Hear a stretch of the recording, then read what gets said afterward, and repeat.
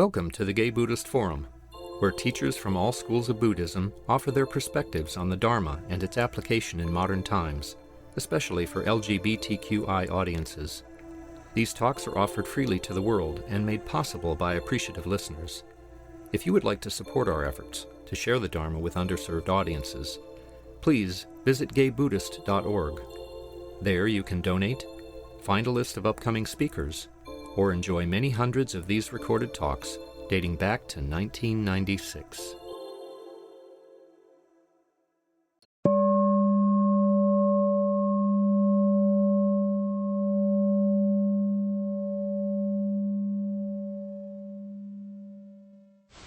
So welcome back, everyone. And the first question is, are there any newcomers here for the first time? If so, would like to introduce yourselves in the Zoom world or in this room. I'm Charles from, was here last week. This is my second time. Welcome, Charles. Glad to see you. Thank you. Very good. So what we'll do right now is just go around the room and introduce ourselves for those of us in the meditation hall. My name is Mark. Jeff. Susan. Hi. I'm Brad. Mike. Jack. Tony. George. Ryan. Charles. Jerry. Stephen. Clint. Gary. Bob. Eugene. So welcome all of you, and I'm not going to go through all the names in the Zoom world, but we welcome all of you. We're glad that you are here. So we're very pleased. Joining us today is Eugene Cash. We are thrilled to have him back. He's been here on many occasions. Eugene is the founding teacher of San Francisco Insight. He is a senior teacher on the Spirit Rock Teacher Council. Eugene's teaching is influenced by Theravada, Zen and Tibetan practice. He is also a diamond approach teacher. He's passionate about practicing 24/7, supporting awareness, investigation, and realization in daily life. Welcome, Eugene. Thank you. Good to be here. It's always interesting to hear the introduction, the reading. You know, what was the last thing you said? I'm passionate about something, awareness, investigation, 24/7.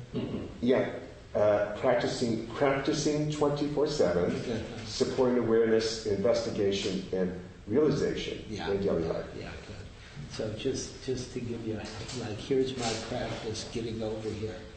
Fuck. I can't get there. Fuck. Really, because I was pissed. Because it's a San Francisco Marathon, which some of you may have noticed. And from where I was coming from, there was no way to get across town. And it was like, and I'm fine with them doing the marathon, but stop them for a minute and let the traffic go by. You know, I mean, lines of traffic. So I was practicing with that. And I was pissed and angry, and also being right where I was and being aware of right where I was and seeing what happened and what to do and how to, like, even there was somewhere I was in line for, at least 10 minutes with nobody moving to cross the street on Folsom Street, right? And I thought, well, could I park here and walk? How long would it take?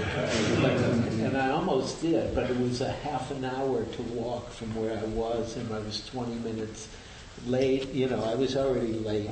So here's what I'd like to talk about today, if you're interested. If you're not interested, we can do something else. I thought I would talk about fear and courage, mostly the courage part. Is that okay? Okay. So, and it's really about the courage to be and be yourself and to wake up right here where we are, even if it's in the midst of a ridiculous traffic jam.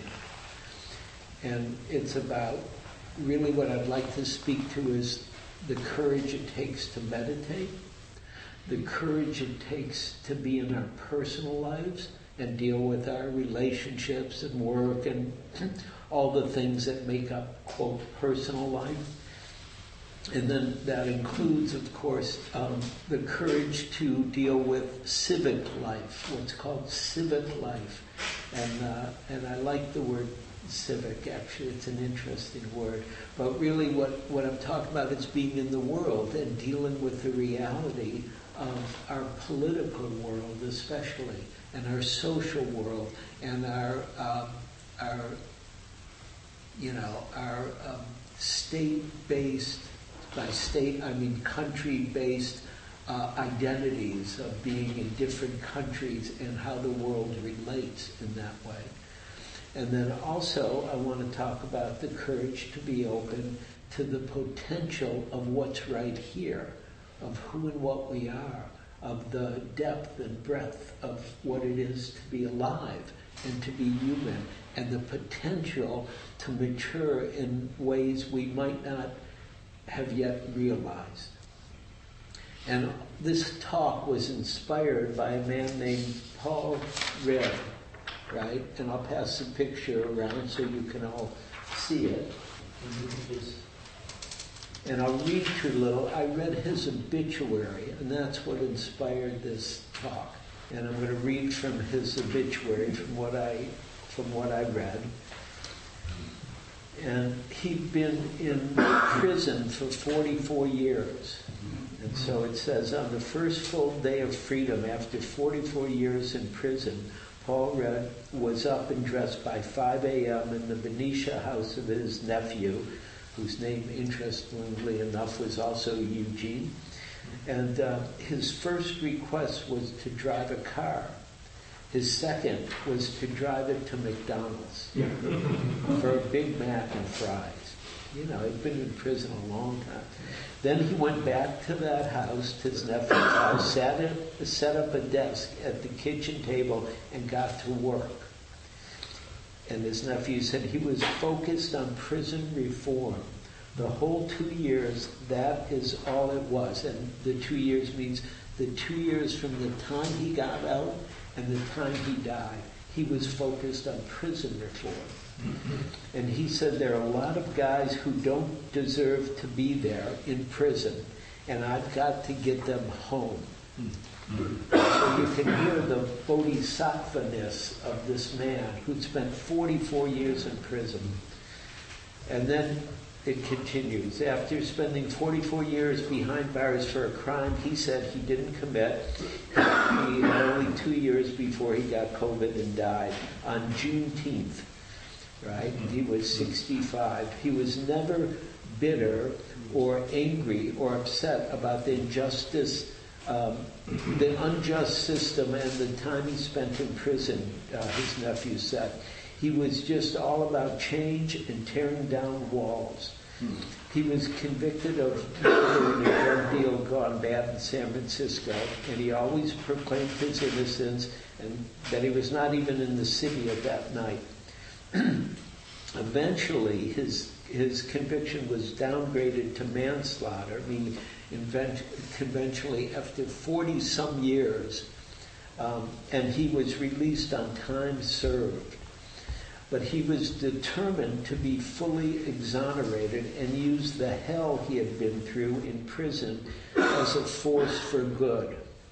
He would talk to anybody about it, from street criminals to a criminal law class at Boston University, which he visited on Zoom in 2021. And the person who taught the class, Bob Thomas, said, Paul spoke very powerfully about what it was like to have your life turned upside down by the machinery of a criminal justice system eager to take someone off the streets. He was so moved, Bob Thomas, the teacher, was so moved by Red's Zoom appearance that he joined his pro bono legal team to clear his name, a battle which will go on even after his death. If you think about what it would be like to spend 44 years in prison and 30 years in solitary, 30 years in solitary, I don't see how someone can come through that with any degree of humanity intact, Thomas said. Paul came through it with more humanity than many people who have never been near a prison, and this is just an astonishing thing to witness. And so Paul Red was born in Oakland. He went to a high school in Oakland, and when he was into high school, they climbed up. He and a friend climbed up on the school roof, and the friend fell through the skylight into a metal shop and was killed. Right? Like horrible. Two young men. Your good friend dies. Boom. And so it said at the age of 12, Paul was never the same after that. He got depressed and started hanging out with an older crowd.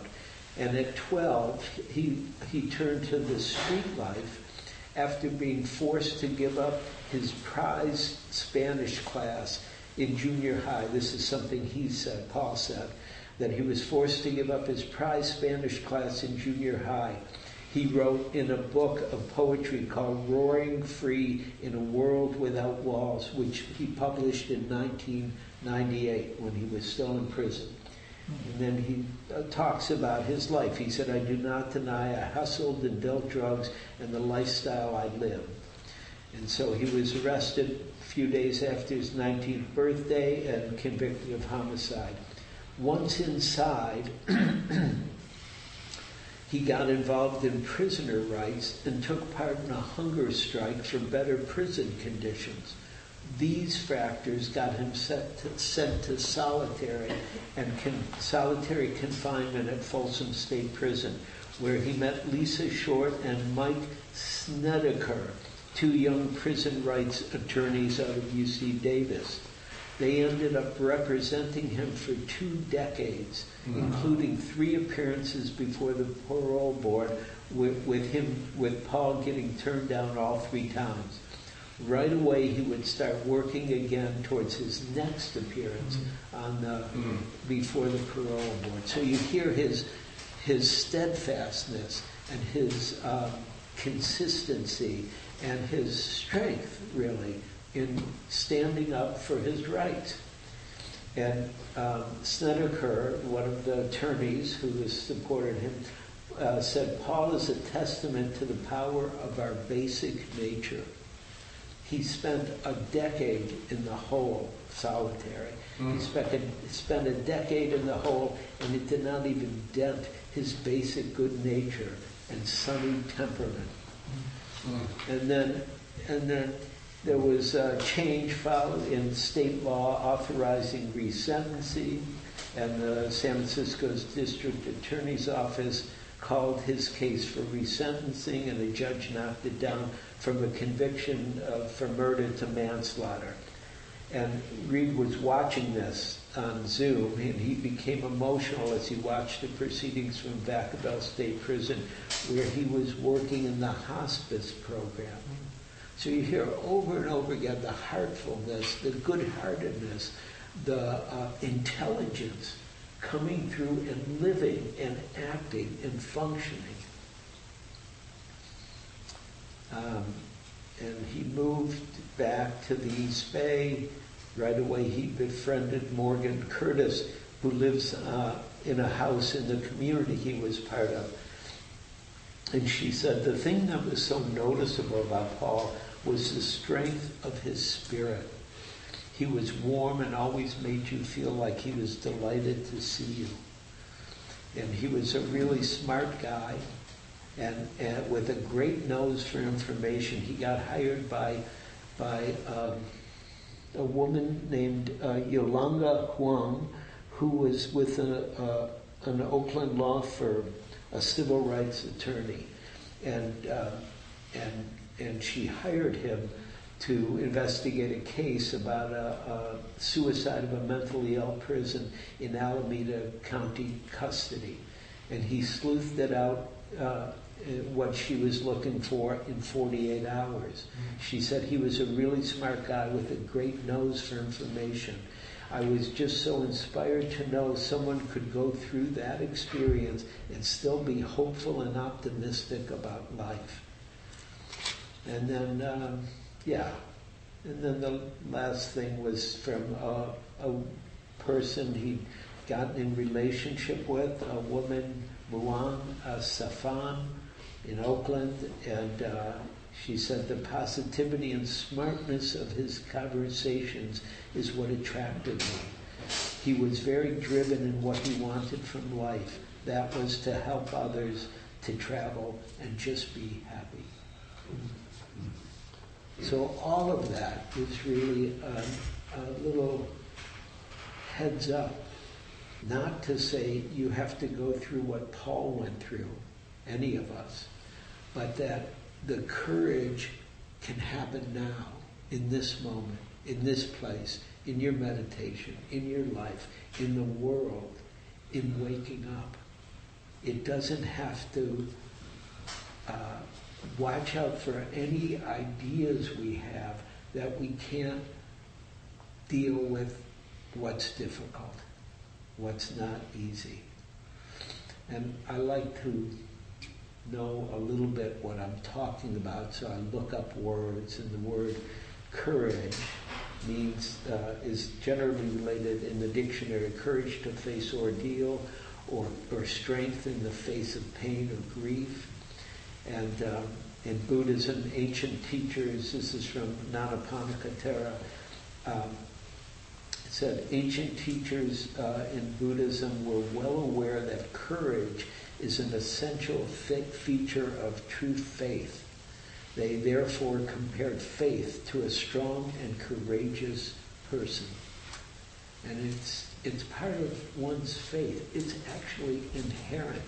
You may think, you may have some idea you don't have courage, or you're not courageous, or you're whatever you might think. And there may be some truth to your fear at times, but being afraid doesn't mean you don't have courage. Even to be aware of the fear takes some courage, to be honest and direct and to see it for what it is. In the dictionary they talk about it as a response to difficulty that is challenging, and the word courage comes from the French, originally courage, which is from the Latin cor, which means heart. And that's one of the beauties of researching language for me, is you see how courage is from the heart.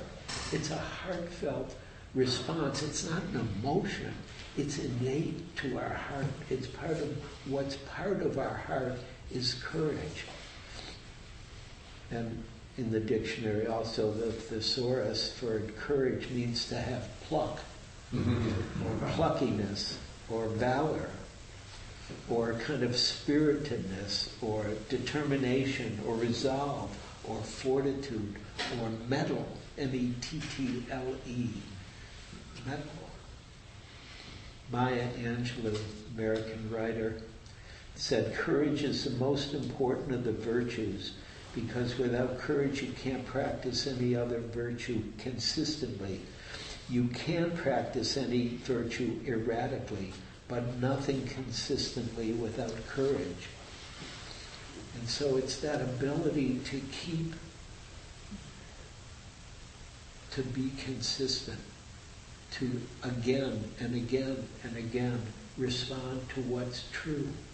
And of course you all know that Dharma means truth, and it's part of the Dharma that way. And there's a lot of difficulties that are courage related in terms of fear or anxiety or apprehension. So, and of course that can be individually or in terms of family or community or collectively. But I reflected on my own fear in my life, which I've had once or twice. I've had some fear. And of course, the first place I go to is, actually there were places before this, but when I was a young man, I grew up in Detroit, moved to New York, and I was living in New York, and I was a hippie. If anybody remembers hippies. Some of you may be old enough. Yeah, okay. Yeah, so I was a hippie in New York, and living in the Lower East Side when it really was the Lower East Side. There was not an upscale neighborhood back then. And I got mugged 3 different times in the Lower East Side. And what was interesting was the first 2 times were not bad, really. They were very simple. Some guys grabbed me, they wanted some money. I had whatever I had, which was not much. I gave the first guys the money. That was it, that's all. They left. It was over. You know, it's not a big deal. A little bit of fear. Second time, same thing. 2 guys grabbed me in a stairwell and wanted my money, and I pulled out like $1.25. That's all I had. And the one guy looked at me and said, "Here, take this. You're too poor." This is the true story. And then they left. But the third time it was around politics, which were happening, the anti-war, and I was involved in radical politics, and some guys came after me because I was a leftist hippie, and they just wanted to beat me up, and that scared me because I hadn't had anybody attack me for who I was in that way, right? Which you already know about a little bit, because that kind of attack happens no matter what group we're in. Sooner or later, somebody doesn't like you. And so, and it's intense when that happens. You know, the whole body tenses up, the muscles contract. There's the fight, flight, or freeze reaction, which is very normal in order to try to save oneself. And the courage is about being willing to turn off your phone even while we're here. Don't be shy about it. And it turns itself off. And so It's not me. no, it's not. It's not anybody. It's a phone. So courage has many connotations for many of us. You know, usually courage is associated with saving lives or risking one's life, but there's many different ways courage can come about.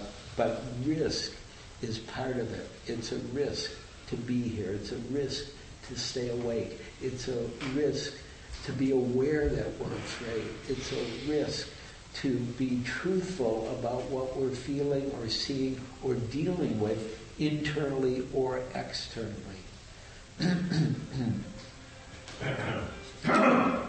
got to turn it off, bro. And so I'm going to give you some examples. Courage and meditation. Courage and meditation is the courage to be with what's true. I mean, everybody, I don't know if you give any instructions here or not these days, but, most instructions are you either be with the breath, body, heart, mind, however it's delineated, that's all it is. But usually there's a lot of focus on one thing, like the breath, to center people, which is a really good thing. But sooner or later, you have to just be aware of what's true. Be aware of what's happening in consciousness at this moment, whether it's the body and the body breathing, or whether it's emotions or feelings or moods, or whether it's the process of thinking, not the content, but the process or the reactions to we want to be aware of what's true. And that takes a certain kind of courage, because all kinds of things pop up when we sit, which I'm sure you've noticed. All kinds of feelings of anger or irritation, or feeling fear or sad, or feeling bored, which isn't exactly an emotion, but it's a mental state. Or we watch our self-judgment arise for no reason and tell us what a bad meditator we are.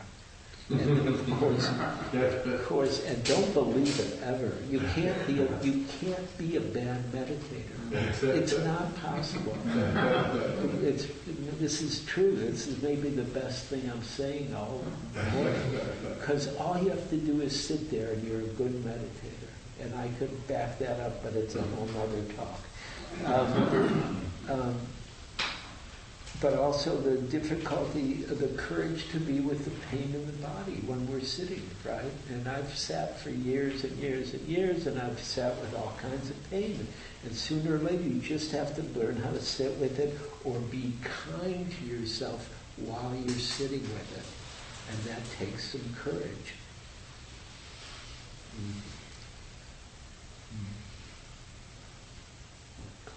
I've got till 12, is that right? 5-2. 5-2, thank you. Yeah. And what the courage brings by being with what's true is a harmony with what's here, whatever it is. And that's part of the paradox of practice. The harmony even with what we don't like, harmony with what's difficult, harmony with what we don't want. And it doesn't mean we want it. I'm not saying you should want it, but we come into harmony with what's true even when we don't like it. And that's important. And I didn't say this before, but I'm going to stop early enough to see if there are any questions or comments about anything I say. So if you have them, note them to yourself, because they make it much more interesting than just hearing me talk. And I've had a lot of, plenty of fear and difficulty in meditation practice over the years. One of the more impressive ones to me was being on my first long meditation retreat at IMS, Insight Meditation Society, back east, and having a panic attack while I was there. And I was standing while it was happening, but there was fear. I was staying with the fear, and then it felt like I couldn't stand. I was going to fall. I was scared, fear, and then the breath stopped. It was like I couldn't breathe, and I didn't know what the fuck was going to happen. But I was a good meditator, so I just stayed with it. And I kept noting it, which was the practice in the old days in that time. And I just kept noting the fear, scared, no breath. And the wildest thing happened. I'm standing there, and I'm outside, I've been standing for an hour-long stand. And I'm standing, and all of a sudden the fear went like this. It went out of my body and into the earth, and it was gone. And then it wasn't there anymore. And I didn't do that, right? Let's be clear. I didn't move the gear shift so that it went out. I just stayed with what was true, and it was wild what happened. And that can happen at any moment, because all of our dukkha. Anybody not know what dukkha is here? How about in the other screen? Anybody not know what, I can't see the screen now, but anybody? Wait, I'm trying to see that. Anybody not know what dukkha is? Remind us. Though dukkha is the Pali word for suffering, or disease, or uncomfortableness, and it can be very small or very big dukkha. And I use the word a lot because it's part of life, and so I've had plenty of dukkha on retreats, and it's one thing and what I wanted to say is most of the dukkha in our mind is just our mind. It's just thoughts. It's just an idea. It's just a feeling. And heart mind, chitta, which is really how it's described in the traditional languages, is really heart mind. It's the same word. Heart and mind are the same word. And so all of that is just here. It's not somewhere else. Even though we're thinking about something somewhere else, which may be true, what's right here is just thoughts, feelings, emotions. And we can be free of those in a moment, because they're just thoughts and feelings, and we're not doing them. You all get that? You all understand we're not thinking the thinking? At least for me, 95% of the time, I'm not doing the thinking. Once in a while I think about something. Mostly the thoughts happen on their own. And even while you're sitting here, I'm sure you're having thoughts about what I'm saying or what you feel or how this is, but you're not doing them. They just go like that. And so it's part of what happens when we become aware of body, heart, and mind, is we start to see it's all doing itself. And that's where freedom starts to arise. Because we think we're doing it. But I can assure you, everybody here knows, you're not doing your body. Right? It's just a gift. We were born and there were bodies, right? We didn't do it. I mean, I like to work out and stuff. It's good to take care of your body. But it's not going to last. Everybody here knows that, I'm sure, right? Because that's what bodies do. They're born and they're died, right? But it's also the same for the heart. We don't do the heart. I don't say, oh, I want to feel joy today, and then it's there. You know, good luck. Once in a while that happens, but it's not something I can do. Right? And it's the same with thoughts. Once in a while, I really sit down and I think, okay, I want to think about this, A, B, C, D. But most of the time, the thoughts just happen on their own. And so there's a certain kind of freedom that comes from the courage to rest in awareness and be aware of thoughts, feelings, sounds, sensations, taste, touch, even sight. We're not doing it. It just comes to us if we open our eyes. And you know, and even if you close your eyes, there's sight. It's black, right? And many people have a lot of visions too if they close their eyes. Anyhow, just a few more thoughts. So that what I'm pointing at was talked about by Trungpa Rinpoche, who was a great, wild, crazy Tibetan teacher in the last century, who said courage is a proclamation that every mind-heart state is workable. Courage is a proclamation that every mind-heart state is workable. Of course, some of you remember Henry Miller. Anybody here? Yeah, so Henry Miller was a writer in the last century. He said, voyages are accomplished inwardly. Voyages are accomplished inwardly, and the most hazardous ones, needless to say, are made without moving from the spot. It's right here. The whole thing is right here. The whole deal is right here. What the Buddha pointed at is right here. And it's right here on the screen. It'd be nice it's great to be with bodies live, but it's also true on this weird virtual reality we live with these days.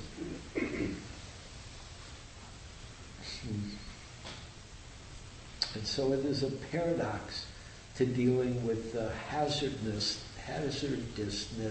of being here, which one of my teachers, Hamid Ali, said. He said, we need a bold, courageous, and adventurous heart to take us where we have never gone before, because that's what the inner journey is, going where we haven't gone before. It takes an adventurous spirit to say, okay, let's jump and see what happens, which we do every time we meditate. We just jump, we're sitting down and doing nothing and being aware. And that's jumping into consciousness. That's jumping into the aliveness that fuels body, heart, and mind. Or that is part of body, heart, and mind. And Hamid says that sense of courage, of boldness in whatever arises, whatever happens, with that sense of courage, boldness in whatever arises, whatever happens, that will allow us to be vulnerable to whatever is here, to this moment, to life, to this magical life that's only here right now. And I say this so often that I think people just get bored, but it's true. This is the only moment of your life, is right now. Everything else is before or after. But the only living moment is this moment right now. And it's the wildest thing to actually come into harmony with the truth of the way things are, and discover our fearlessness in the middle of it.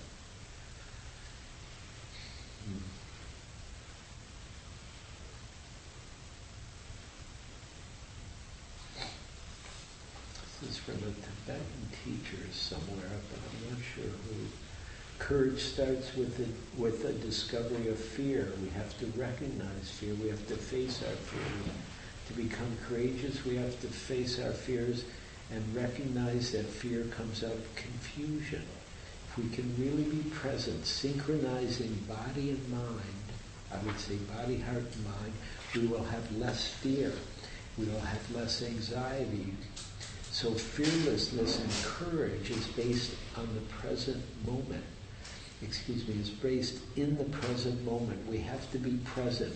It's about here and now. It's about waking up. The courage that we are talking about is about waking up to the present moment. And it's an understanding of the mind, and it arises out of developing clarity through meditation. It's based on being awake in the present moment. So that is what we are trying to develop, and that is what you are trying to do when you sit and you watch your breath.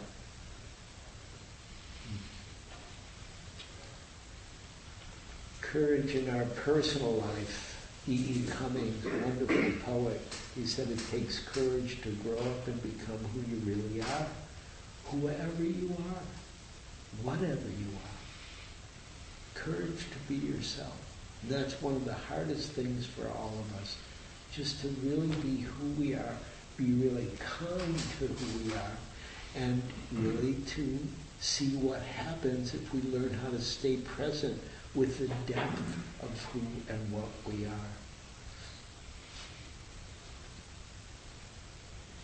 I gave some version of this talk a few weeks ago at San Francisco Insight. And I was talking a little about Roe versus Wade, which you all know has been, I don't even know what to call it. It's just insane, the Supreme Court these days, in my humble opinion.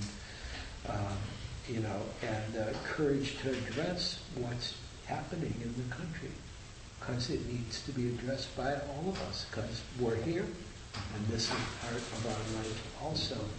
And so it takes a certain kind of courage to live with paradox, right?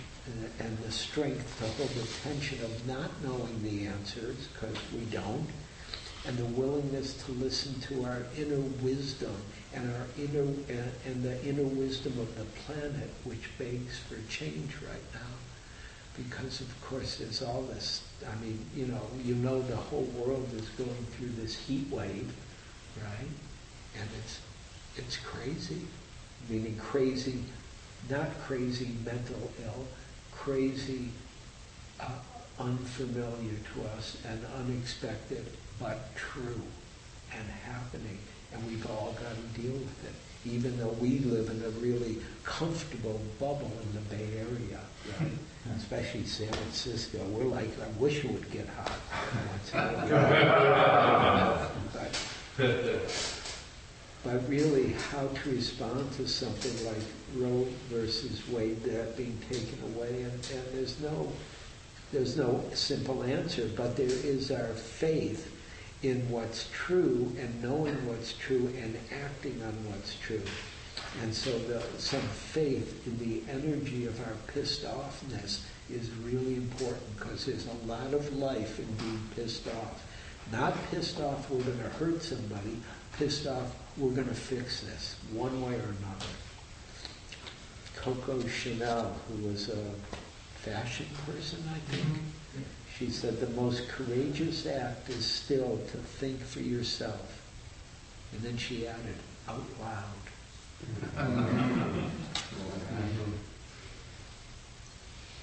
Another woman said, Malala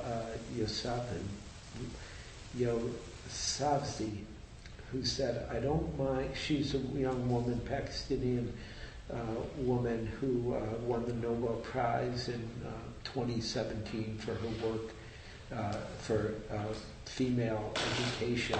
She said, I don't care if I have to sit on the floor at school. All I want is an education, and I am afraid of no one. Mm-hmm. Fierce woman. So, courage in spiritual life. And spiritual life is scary because it'll challenge your identity. Whoever you are, whatever your identity is, it will challenge it at some point. Because on some level, any identity is a prison. And it doesn't mean you have to get rid of your identities. It means identities are relative. Like my identity, Eugene, teacher, etc., father, etc., things like that. I have all those identities. But that's only one level of what's here. There's something much more than any of those identities. And spiritual practice has taught me that that's true, and that can be known, and that can be realized and awakened to. And so we want to work with fear as part of spiritual practice because, we're not trying to run away from our fear. We're trying to wake up through it. To have the courage to trust what's here, even if we don't know what's going to come. So part of that, I always think of practice as giving oneself to practice fully, and practice takes us, and we don't know where it's going to take us. I'll end with a quote from Kabir, Vedic. I'm not Sufi or Vedic. I can't remember Kabir. Anybody know? Vedic. Pardon? I think Vedic. Vedic, yeah, I think so too. When you experience your fear, you become fearless. When you experience your fear, you become fearless. All other fears merge into that fear. If you fear your fear, then you will become fearful. Be fearless, and all your fears will flee. Be fearless, and all your fears will flee. So I'm going to stop there, and I want to hear from you. Any thoughts, questions? You agree with what I say. Don't agree. I love to hear when you don't agree, if I'm wrong about something. Anybody? In the back. I want to thank you. I think one of the most important takeaway messages I have this morning is your comment about there's no such thing as a bad meditator, because that is a taste, certainly that I play all the time. Yes. And thank you for that. Here's a way to get around it. Just be a bad meditator. And then you don't have to judge yourself for it. I'm the worst meditator, and I'm just going to sit here. And I mean that because humor is very helpful in uncutting that kind of self-judgment. It's also important in terms of uncutting fear, I think. Yes. No, totally. And, and being a good meditator won't keep you away from fear. Being a good meditator means you be aware of the fear, as best you can. And of course, if you have to do something because it's too much, that's also being a good meditator. And that's important to hear. Like, okay, I was young when I stood through the panic attack. But these days, I'm older. I'm like, if it would have happened now, who knows what I would do? Or if it happens again, who knows? I don't assume I'm just going to sit through it all. Because life changes. Every moment is new. Every moment is new. Yeah, great. Please, Jeff. Yeah, thank you for a great talk as usual, Eugene. I really like your emphasis on meditation as being with the truth, with what's true, here and now. And for me, I have to make a special effort to be okay with what's here and now. And what do you mean you have to make a special effort? Nobody else does? No, well, for me, I had to literally turn toward it and they say, if you can be here, because I used to have panic attacks. Got it. And you know, I had horrible performance anxiety, but also I just had feelings, and saying to them, you can be here with me, it's okay,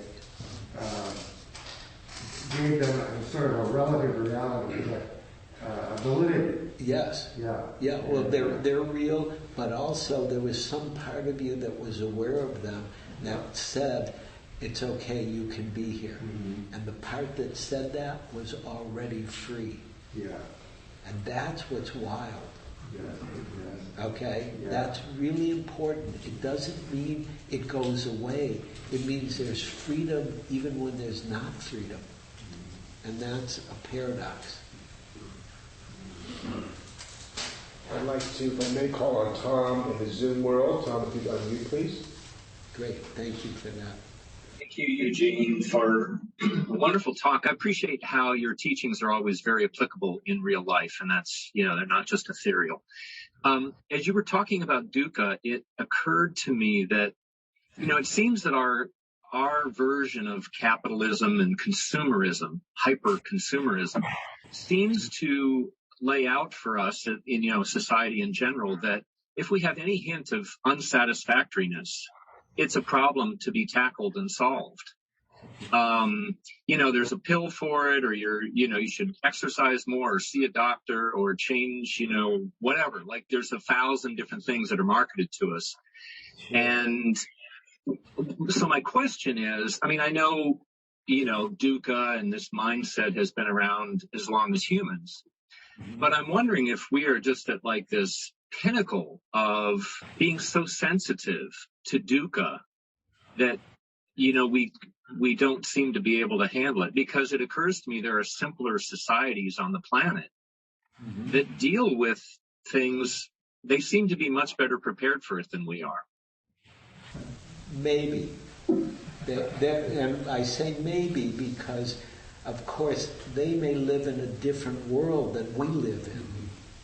Right? Every which way. It's like if they're here, if you take those societies and put them in the middle of San Francisco and then have them live here right now, they're going to deal with the dukkha that we're dealing with. And that dukkha is very complex.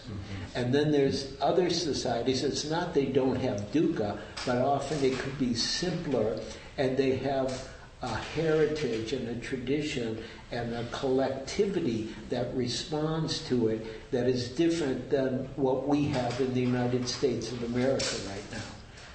And so I totally appreciate you are pointing at something that is at the, I don't know if this is the right word, the zenith of its dukkha, which is life on earth right now here.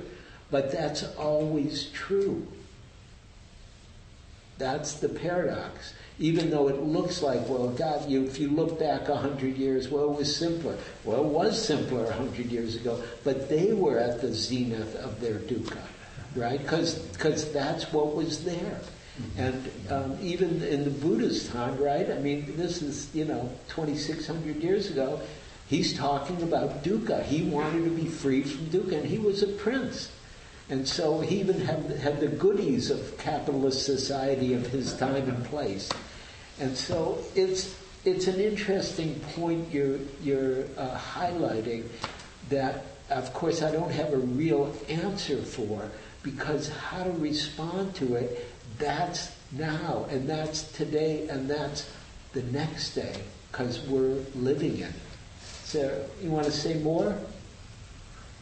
I think the takeaway is it's all relative, right? It all depends on where you're dropped on the planet and the time and the place, and it's all dukkha.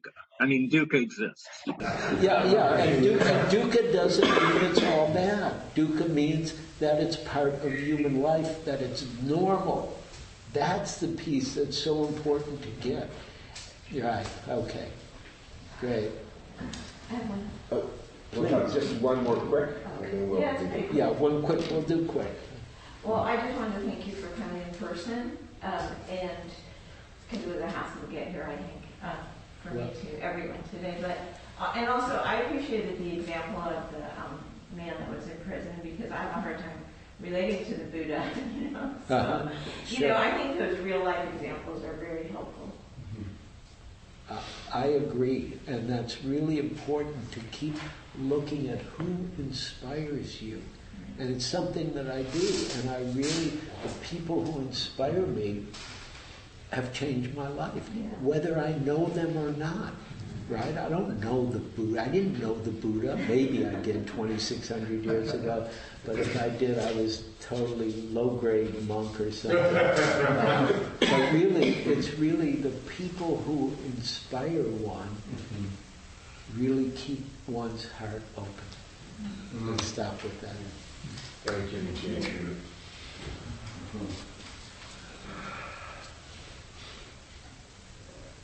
Well, thank you so much for that presentation, that discussion. Are there any announcements? Anyone would like to make an announcement? Please. Hi, I'm your host today. There's hot water for tea. There's some refreshments. When you're finished with your cup, just put it in the dishwasher or put it in the sink and I'll take care of it. I'll be going around with a Dana bowl. Dana means generosity. And we have, of course, expenses. Renting this beautiful place, paying an honorarium to our teachers, our newsletter, which I think goes to a couple hundred people in jail, incarcerated. That's cost, and so be generous. We would like between $10 and $20 or more. And for the people in Zoom land, you can go to the website, or you can go to or here you can go to the website and there's a donate button where it's PayPal or credit card. And at 12:30, some of us meet at the back door or front door to go to lunch. Anyone's welcome. Yes, yeah. I have an announcement because this last month we had 4 facilitators in a row come down with COVID. And we're really in a surge. There's not much conversation about it, but we're going to close the in-person meetings for the month of August and then reevaluate them in September. A lot of people are away on vacation, but people are coming down with this new variant left and right. Yeah. So, Eugene. Just to tell you, usually I stick around, have some tea or something afterwards. I'm not going to do that today. I have a family obligation that I have to be at, and that I'm not going to be late at also. So I've got to drive to Marin so my apologies for leaving, but great to be here with you. And sorry I'm the last person who's going to get COVID. All right. Thank you. Are there any other announcements? Any other announcements? Well, before we do our dedication of merit, I'd like to just announce that next week, and I guess this will be the last in-person meeting we'll have for at least for a bit of time, not in person. July 31st? This is the last in person. Oh, July 31st is also not in person. Okay, very good. Dagon Gaither, I think I pronounced his name correctly. I'll just take a few moments to read his bio. It's just rather interesting. Reverend Dagon Gaither began Buddhist practice in 1995 in the Vipassana tradition, and then began to study Zen in 2003. He received lay ordination in 2006, where he was given the name Dagon, or Great Vow, and received priest ordination in July 2011. Dagon speaks internationally on a variety of topics, particularly around gender, sexuality, social justice, and the intersections with the Dharma. He also sits or has sat on a number of boards and committees that serve community needs and furthers social justice causes. Dagon has a BA in philosophy and religion from San Francisco State University and an MA in Buddhist studies from the Graduate Theological Union and the Institute of Buddhist Studies. You can find out more via his website, queerdharma.net. He lives in San Francisco and identifies as a disabled, queer, white, cis male. And with that, Eugene, would you like to do the dedication of merit, or should we go ahead and do our usual? Either way. Well, why don't Yeah, sure. We normally stand. Is that okay? Put ourselves in a circle.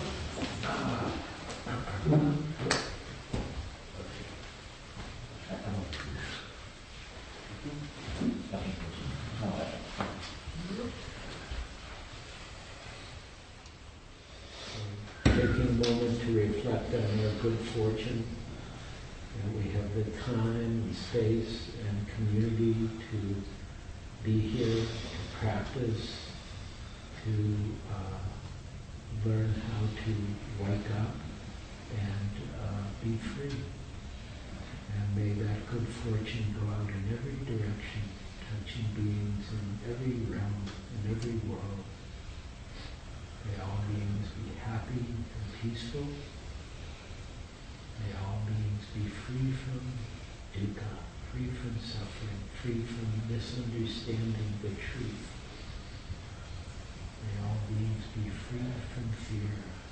May we all live a courageous life, waking up and becoming free.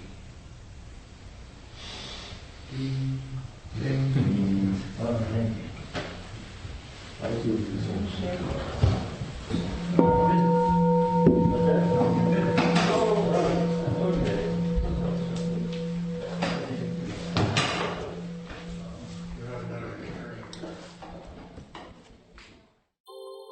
Thank you for listening to the Gay Buddhist Forum.